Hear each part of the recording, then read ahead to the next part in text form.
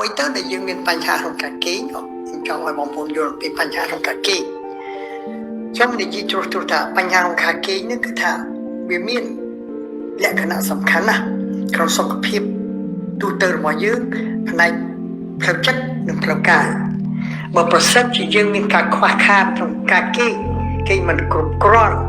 គឺថាព្រលឹមឡើងយើងមានបញ្ហាទឹកទីធំយើងឈឺក្បាលយើងចង់ក្អួតយើងគិតមិនស្រឡះមុខស្រឡះមាត់គិតមិនចេញឬក៏យើងធ្វើអីមិនមកចត់ឡាក់បងប្អូនដឹងថាគេមិនគ្រប់គឺថាស្អែកឡើងយើងមានបញ្ហាខួរក្បាលយើងគឺមិនចងចាំនេះមិនចងចាំនោះអញ្ចឹងម្ល៉េះហើយមានរោគសញ្ញាយ៉ាងច្រើនដែលគួរឲ្យយើងដឹងណាជាពិសេសការពិបាកគេនេះគឺដោយសារអ្វីរៀងរាល់ថ្ងៃនេះសកម្មភាពជុំវិញខ្លួនរបស់យើងដែលអាចប៉ះពាល់ដល់ខ្លួនរបស់យើងអានេះសូមជម្រាបបងប្អូនឲ្យដឹងច្បាស់គឺថាការប៉ះពាល់ដល់សុខភាពរបស់យើងគឺអ្វីខ្លះខ្ញុំជម្រាបជាទូទៅសិនណាគឺថាដើម្បីព្យាបាលឬក៏ធ្វើឲ្យយើងយល់នឹងការបញ្ហាការពិបាកគេគឺត្រូវយើងធំឡើងខ្ញុំជម្រាបជា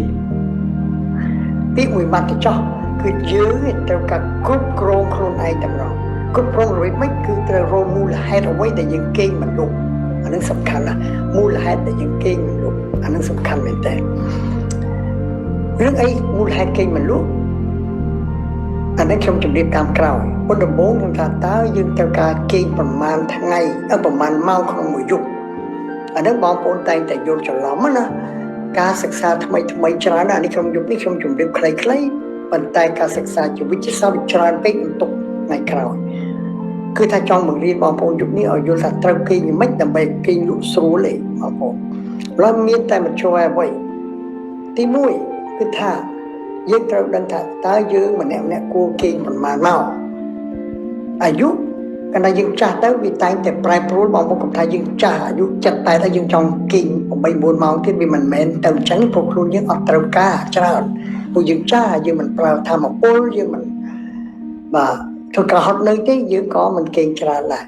ម្ល៉េះពីគេងនេះស៊ីសងនឹងអាយុយើងស៊ីសងនឹងយើងអាយុដល់ណាហើយម្ល៉េះពីកម្រិតក្មេងទៅចាស់យើងនិយាយពីកូនក្មេងទៅចាស់ពីកូនគឺតែថ្ងៃៗគេងដើម្បីឈុំថប់ថន់លឿនធំធាត់ហ្នឹងគឺតែមានន័យថាកណ្ដាគេងច្រើនកុមារទីរក់ឬក៏កុមារតូចហ្នឹងគ្នាបញ្ចេញជាតិមួយយ៉ាងថាជាតិធ្វើឲ្យខ្លួនហ្នឹងធំគឺជាតិធ្វើឲ្យលូតលាស់កម្ពស់លូតលាស់អីមានសាច់មានឈាមហ្នឹងគេហៅថាអង់គ្លេសគេហៅថា growth hormone ណាហើយវាត្រូវការញ៉ាំគេងជុះ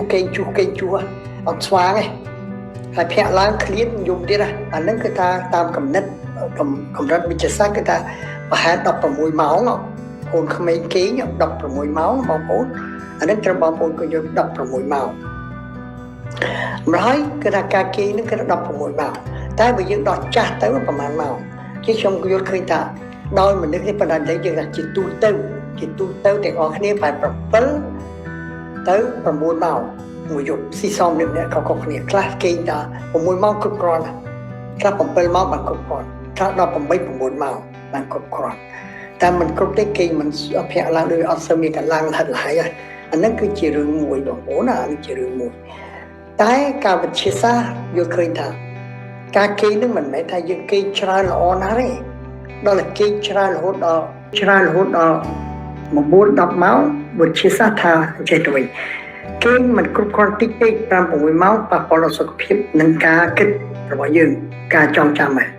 តែដល់យើងគេងច្រើនពេកក៏ប៉ះពាល់សុខភាពរបស់យើងដែរហើយក៏សុខភាពយើងក៏មិនល្អដែរអានេះចាំជម្រាបថ្ងៃក្រោយមួយខែខ្ញុំចង់ឲ្យបានខ្លីយប់កុំឲ្យវែងពេកណាបងប្អូនគឺថាដើម្បីបងប្អូនយល់ទេខ្ញុំនិយាយលេងបន្តិចទៅចុះព្រោះការគេងនេះគឺថាធ្វើឲ្យយើងបើមិនយើងគេងគ្រប់គ្រាន់ដែលយើងត្រូវការថា7ម៉ោងទៅចុះគឺយើងភ្ញាក់មកបើយើងញ៉ាំគ្រប់គ្រាន់អ្វីគ្រប់គ្រាន់គឺស្បែកមុខយើងគឺតែឃើញដឹងស្អាតថ្ងៃណាដែលយើងគេងមកគ្រប់មុខជ្រួញប្រវេផ្នែកធ្លាក់អីណាអាហ្នឹងមែនយើងអាចដឹងថាមុខអ្នកហ្នឹងគេមិនគ្រប់ណាអញ្ចឹងចំពោះខ្ញុំជម្រាបបន្តិចទៅចុះនេះគឺជារឿងក្រៅផ្លូវការទេអ្នកដែលគេ modeling ណាដែលគេទៅថាស្អែកគេត្រូវក៏បញ្ចេញរូបរាងគេបង្ហាញមុខមាត់សាច់ឈាមគេណាពាក់ខោតំណប់ខ្លីអីបង្ហាញហ្នឹងគឺគេយប់ហ្នឹងគេត្រូវគេបានច្រើនណា បាន9ម៉ោង10ម៉ោងអីតែគេយ៉ាងទៅព្រមឡើងសាច់ស្បែកគេតឹងហើយគេថែមគ្រីមឡើងផាត់ម្សៅទៀតគឺគេក្មេងល្អប៉ុន្តែបើយើងគេងច្រើនពេកតាមវិទ្យាសាស្ត្រមិនល្អទេអានេះគេគេងតែម្ដងមកកើតពេលណាគេបង្ហាញរៀងរៅនឹងសម្លៀកបំពាក់យើងអានេះជំរាបបងប្អូនតាមត្រង់แล้วការទី2គឺថាបើយើងពិបាកគេងដោយសារអ្វីគឺថាការគេងហ្នឹងគឺថាខ្ញុំជិះសម្រាប់ទូទៅសិនណាគឺថាតើការគេងហ្នឹងវាមានគុណភាពក្នុងការគេងអត់ចំនួនគេងហ្នឹងច្រើនប្រហែលមកដែលជំរាបហើយនឹងការគេងហ្នឹងតើវាមានអាកប្បកិរិយាដល់ខ្លួនយើងយ៉ាងម៉េចការយល់សប្តិឬអ្វីៗហ្នឹងអានេះខ្ញុំជំរាបបន្តទៅទៀត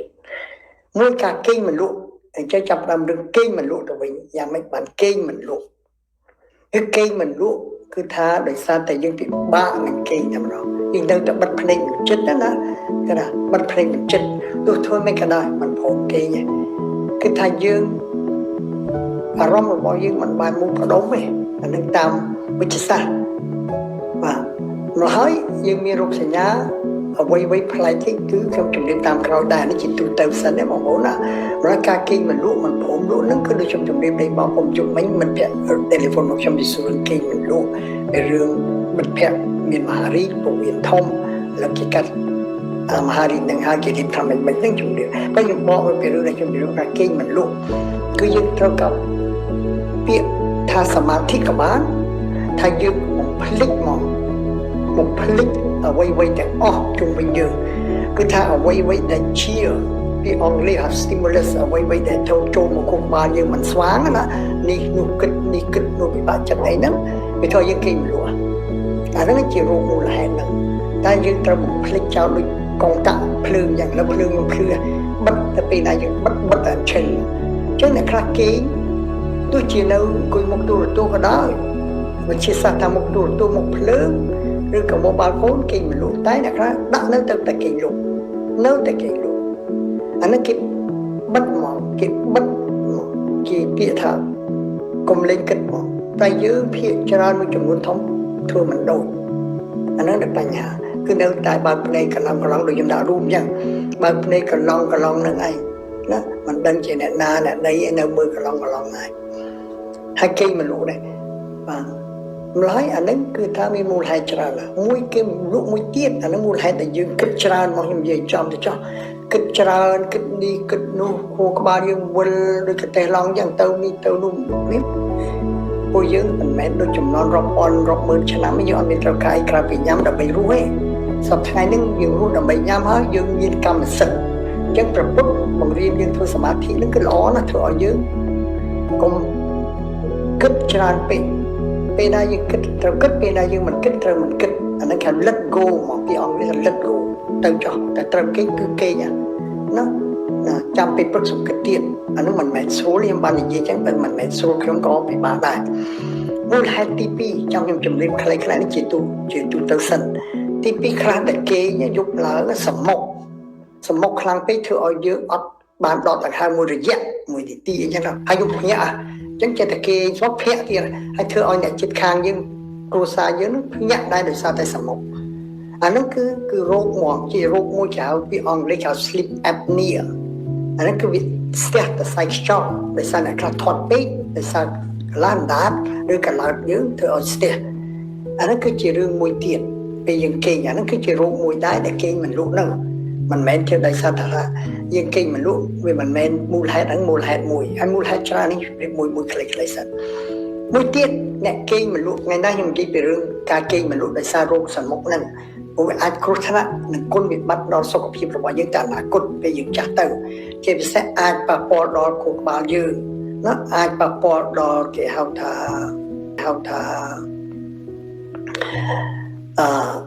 គេប៉ះដល់យើងការរោគបេះដូងអាចប៉ះពាល់ stroke អាចប៉ះពាល់រោគច្រើនណាស់នៅខ្លួនរបស់យើងអានេះចាំខ្ញុំជម្រាបលើកក្រោយទី3ដែលខ្លះគឺគេងមិនលក់ដោយសាររស័ព្ទរសល់ជើងមិនដឹងមិនរស័ព្ទរសល់ជើងគេថាដាក់ចូលគេងឡើងគឺថាជើងហ្នឹងវាដូចថានៅមិនស្ងៀមហ្មងអានេះគឺរោគដែរធ្វើមិនគេងលក់ដែរហើយបងប្អូនណាគេទៅមកជម្រាបសួរយោបល់ខ្ញុំថា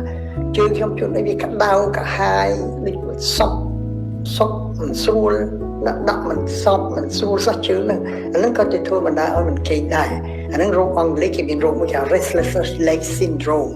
អាហ្នឹងមួយដែរខ្ញុំចង់ជម្រាបពីមូលហេតុរបស់បងប្អូនយល់ទេដើម្បីបងប្អូនព្យាបាលខ្លួនឯងត្រូវធ្វើម៉េចមួយទៀតពេលដែលយើងគេងណាវាមានបញ្ហាច្រើនខ្លះយប់ឡើងយសក់អាក្រក់មកនោះព្រោះថាយើងធ្លាប់ជួបសម័យប៉ុលពតយើងសម័យឃើញតែគេដេញបាញ់អញ្ចឹងជាពិសេសដូចខ្ញុំនិយាយផ្ទាល់មកពេលដែលមកអូស្ត្រាលីថ្មីហ្នឹងគឺថាចង់20ឆ្នាំមុនដំបូងគឺនៅតែយសក់អាក្រក់អំពីប៉ុលពតអំពីនេះពេលប្រឡងកាលណាយើងប្រឡងយើងមានការលំបាកព្រួយបារម្ភភ័យគិតតាមចិត្តតឹងតាមតឹងចាំចិត្តតឹងអីហ្នឹងគេ stress ខ្លាំងហ្នឹងគឺយើងយសក់អូមិនតាន់បានរៀននេះស្អែកប្រឡងហើយទោះតែយើងឆ្ងាយនេះក៏ទល់ថ្ងៃនេះក៏ខ្ញុំយូរក៏មកម្ដងដែរអានេះគេ night terror អានោះគឺថាធ្វើឲ្យយើងភ័យពិបាកនោះគេមិនលុបភ្ញាក់ហ្មងអាហ្នឹងហើយខ្លះទៀតពេលគេបងប្អូនធ្លាប់ឬបងប្អូនយើងនិយាយថាពេលគេហ្នឹងណាស្រាប់តែដើរហ្មងគេដើរអាហ្នឹងគេគេហ្នឹងប្រាប់ងើបដើរទៅណាទៅណីចេញទៅក្រៅអត់ដឹងខ្លួនទេហើយចូលសុទ្ធទៅគេនៅមកទ្វារទេហើយនៅកៅទេឯនោះអាហ្នឹងមួយដែរអាហ្នឹងធ្វើឲ្យយើងមិនស្កប់ស្កល់ភ្ញាក់អាហ្នឹងគេមិនលុបស្រួលដែរឥឡូវខ្ញុំចង់ជម្រាបរោគសញ្ញានៃការគេងរបស់បងប្អូនយល់អំពីអ្វីទៅដែលរោគសញ្ញាគេងណាតែមានបញ្ហាអ្វីខ្លះគឺថាយើងត្រូវគិតថាពេលដែលយើងពិបាកគេងនេះមូលហេតុអីគឺតែសារយើងមិនធ្វើឲ្យខ្លួនយើងទេសម្រាប់ឲ្យស្រួលបួលលែងមានតានតឹងណាបាទក្រំលេងមានតានតឹងយើងទៅចុកស្មាចុកដៃចុកកនេះនោះហើយទៅគេងមិនលក់ទេព្រោះសាច់ដុំវាអត់បានសម្រាប់វាអត់ relax ខ្មែរអង់គ្លេសអត់ relax អាហ្នឹងមួយរោគសញ្ញាមួយទៀតដែលក្នុងបញ្ហាថាពិបាកគេងរោគបញ្ហាគេងណាគឺថាយើងពេលឡើងយើងគេងឡើងបានយើងភ្ញាក់កណ្ដាលត្រៀតអាហ្នឹងគឺជាមួយដែរបងប្អូនជួបប្រទេសខ្ញុំគាត់ឲ្យបងប្អូនដឹងដើម្បីស្រូបយល់ការព្យាបាលអានេះពេលហើយជួនអីទៀតគេនឹងភ្ញាក់នឹងប្រហែលដងមួយយប់ទេហើយខ្លះទៀតភ្ញាក់ព្រលឹមពេកខ្លះដោយអង្គក្រមកជំរាបខ្ញុំអញ្ចឹងបងប្អូនខ្លះមកវិញគេមកវឹងអញ្ចឹងទៅម៉ោង1ម៉ោង2ភ្ញាក់ទៀតហើយខ្លះមកវឹងអញ្ចឹងទៅម៉ោង3ភ្ញាក់ទៀតគេមិនលក់មកព្រឹកពេកខ្លះដល់ម៉ោង5 6ក៏នឹងគេមិនលក់រាល់ការគេនោះក៏គ្នាខ្ញុំចំពោះខ្ញុំផ្ទាល់ណាខ្ញុំបើថាគេយប់ជ្រៅទៅអីតែកុំឲ្យព្រលឹមឡើងភ្ញាក់ព្រលឹមពេកដូចថាមក4មកអីអានឹងអស់កម្លាំងហើយបងគេស្ទាល់តែបានគេដល់មក6 7ឬ6កន្លះ7ទៅដល់ពេលសុខចិត្តគេតិចមួយខ្ញុំត្រូវការតែ5 6ម៉ោងអានឹងមួយបើតែភ្ញាក់ព្រលឹមពេកអ្នកខ្លះណាធ្វើឲ្យពិបាកគេមកពិបាកគេហើយអស់កម្លាំងណាស់ថ្ងៃហ្នឹងគឺថាហើយពិបាកគេទៅវិញខ្លះម៉ោង1ម៉ោង2ហើយក៏អត់ទេភ្លឹងបើភ្នែកក្លោហ្នឹងហើយអាហ្នឹងមួយហើយពិបាកគេខ្លះភ្ញាក់ឡើងម៉ោង5ភ្លឺចង់គេទៅដល់ម៉ោង6 7គេអត់លួយអាហ្នឹងតែបញ្ហាធ្វើឲ្យមួយថ្ងៃវល់ងាយហ្នឹងគឺអស់កម្លាំងហើយមួយទៀតគឺថាមុននឹងគេដូចហាក់ដូចជាស្មុកស្មាញហ្មងខួរក្បាលអីដូចមិនស្រឡះអាហ្នឹងគឺគេមិនលក់ដែរយើងត្រូវខ្លួនឯងស្រឡះមុខស្រឡះមាត់មកទីនេះខ្ញុំជម្រាបជូនមកមួយទៀតកាលណាខ្លះអស់កម្លាំងខ្លាំងនៅខ្លួនខ្ញុំផ្ទាល់មកពេលអស់កម្លាំងខ្លាំងពេកគេអត់លក់មកព្រោះខ្លួនយើងម៉ាស៊ីនដូចវានៅតែធ្វើនៅតែរត់ម៉ាស៊ីនយើងបិទមិនបាក់ចិត្តណាអាហ្នឹងធ្វើឲ្យយើងពិបាកគេងដែរអាហ្នឹងមួយបាទហើយទី2ទៀតពេលយប់ដូចថាមុំមកក្តៅកាហាយដូចថាមិនសុខសោះខ្លួនណាដូចគិតនេះគិតនោះពិបាកចិត្តឬក៏តាមទឹកក្នុងចិត្តណាអាហ្នឹងគេមិនលក់ទៀតអាហ្នឹងគឺជាមូលហេតុបងប្អូនភាគច្រើនយល់ថាឥឡូវវិញពិបាកគេឥឡូវខ្ញុំជំរាបបងប្អូនពីមូលហេតុបងប្អូនត្រូវធ្វើម៉េចតិចខ្ញុំកំចាត់មូលហេតុនឹងចោលបើយើងគេលក់ម្ល៉េះគេលក់ក្នុងករណីគេលក់ទាល់តែយើងណាគឺកមូលអារម្មណ៍ឲ្យនឹងនោះកុំឲ្យគិតអីផ្សេងទាំងអស់មកកុំឲ្យចាំគិតអ្វីអាណាណីទៀតអាហ្នឹងគេលក់ខ្ញុំហើយទៅគិតទៅរឿងមូលហេតុហើយយើងទៅសម្រេចទៀតណាយើងទៅសម្រេចថាតើយើងគេឬក៏យើងរវល់គិតអីទៀតគិតតែគេបានណាហ្នឹងឥឡូវខ្ញុំនិយាយពីជំរាបមូលហេតុតទៅទៀតមូលហេតុដែលមិនគេមិនលក់នេះគឺថាដោយសារអ្វីដោយសារមូលហេតុច្រើនទៀតនៃបងប្អូនមិនចាប់អារម្មណ៍ទេជួនឲ្យយើងឈឺអ្វីមួយដែលឈឺចង្កេះឈឺចង្ខ្នងឈឺតាគៀកឈឺអីអ្វីមួយអានឹងធ្វើឲ្យយើងគេមិនលក់ដែរតែយើងត្រូវដឹងថាមូលហេតុអីបើយើងរកធម្មមាត់ការឈឺចាប់នេះយើងគេលក់ hai môi tiền cái ta dựng cây các đoạn xua mà kre như cái tục dương ấy nữa nó trong chuẩn bị môi tiền tiền anh nó có thôi những cây mà lúc như mình chạm vào đó như cái thằng cái ăn cây mà lúc rừng ấy thế tại sao mua lại là nói chung cái việc mà mình sắm mốc bây giờ anh đang không biết vào cô sa dựng đằng thế cô sa dựng sắm mốc của dựng đằng thôi những cây mình đủ anh complete thật cái sắm mốc đó cây mình đại scope ấy chắc mà phải lâm lan chút đấy nhưng chuẩn bị mình thấy là rốt sleep apnea để cho rốt sắm mốc mình cho rốt sắm mốc cái rốt mình mấy thay những cây scope này rốt cả cây mình biết sắm vạ rồi bảo vì bên mình ai chuẩn bị đúng này bị vậy rồi bây giờយើងសមុកនោះគឺជួយយើងពេលដែលយើងភ្ញាក់យើងគឺថាភ្លេចដកដង្ហើមខ្លួនយើងភ្លេចដកដង្ហើមបំពុតបានដោយសារខ្វះអុកស៊ីហ្សែនដល់ខួរក្បាលហើយធ្វើឲ្យខួរក្បាលយើងភ្ញាក់មកដើម្បីឲ្យតែដាស់រោគខ្យល់នេះខ្វាយថាតែរោគខ្យល់ណារោគខ្យល់នេះគឺរោគអុកស៊ីហ្សែនហ្នឹង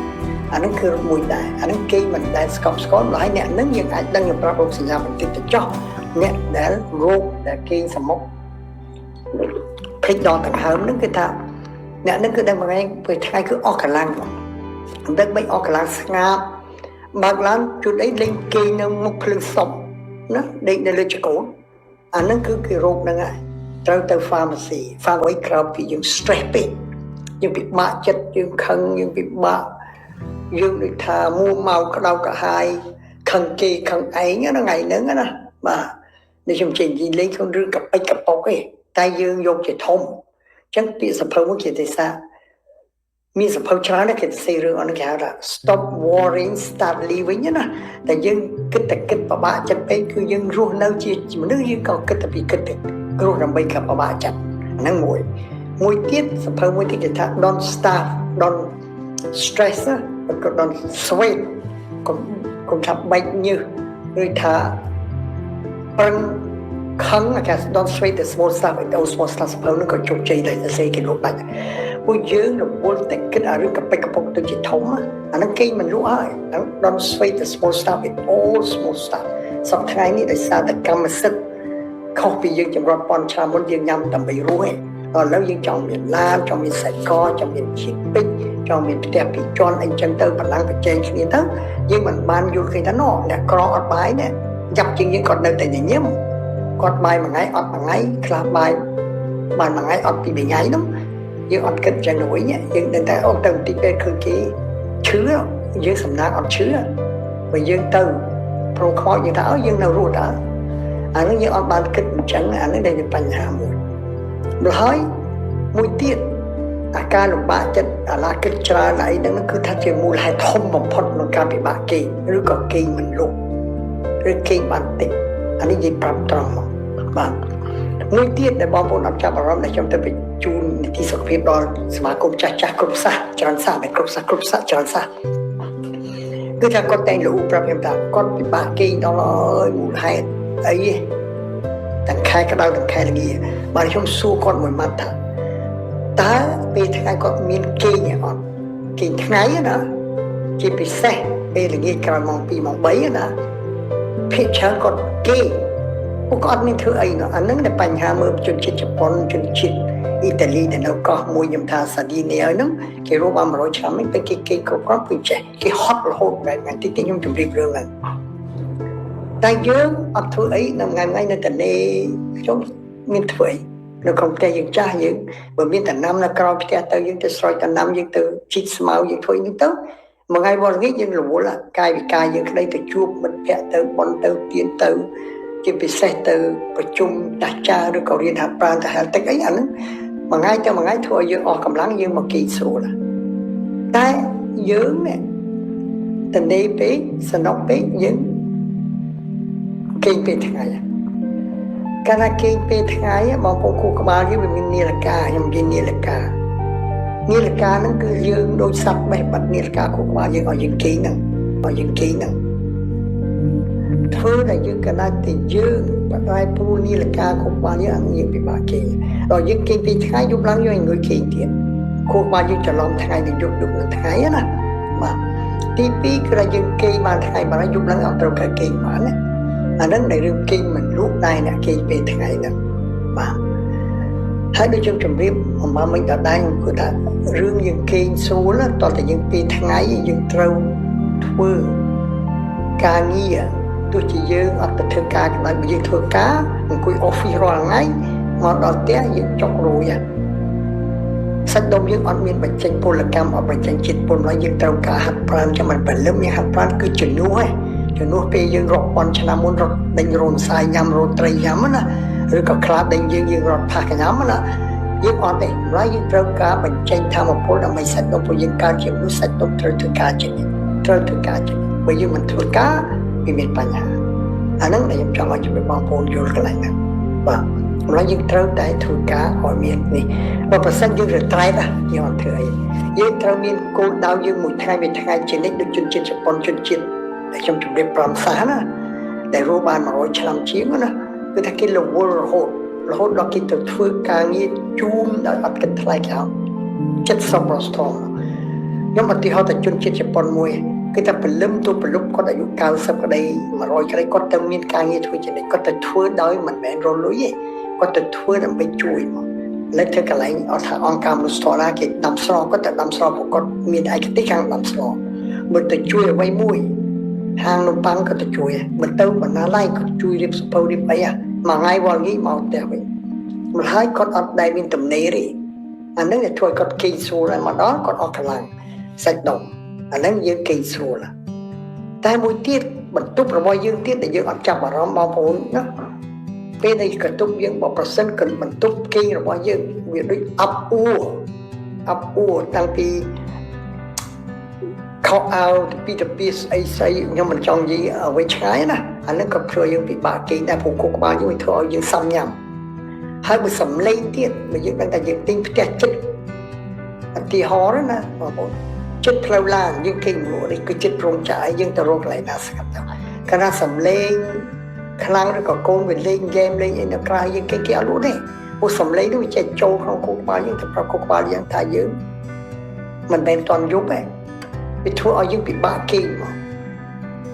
មួយទៀតដែលខ្ញុំចង់ជម្រាបបងប្អូនឲ្យច្រើនមែនទែនគឺពន្លឺតែម្ដងដែលខ្ញុំជម្រាបបងប្អូននៅស្ថានភាពរាល់ថ្ងៃតែទៅសួរពន្លឺដែលឥឡូវខ្ញុំមើល mobile phone ខ្ញុំមើល iPad ខ្ញុំlaptop ខ្ញុំឬក៏ពន្លឺភ្លើងនេះពន្លឺអស់នោះពេលចូលភ្នែកយើងវាទៅប្រាប់គូក្បាលថានៅពេលថ្ងៃទេម្ល៉េះគូក្បាលយើងមិនចេញជាតិមួយយ៉ាងក្រៅថ្នាំឲ្យយើងគួយគេអត់ចេញការដែលមិនចេញហ្នឹងហើយដែលធ្វើឲ្យយើងពិបាកគេបងប្អូនយល់ខ្ញុំណាការយើងដែលធ្វើឲ្យយើងពិបាកគេព្រោះវាមិនចេញជាតិមួយយ៉ាងគេហៅថា melatonin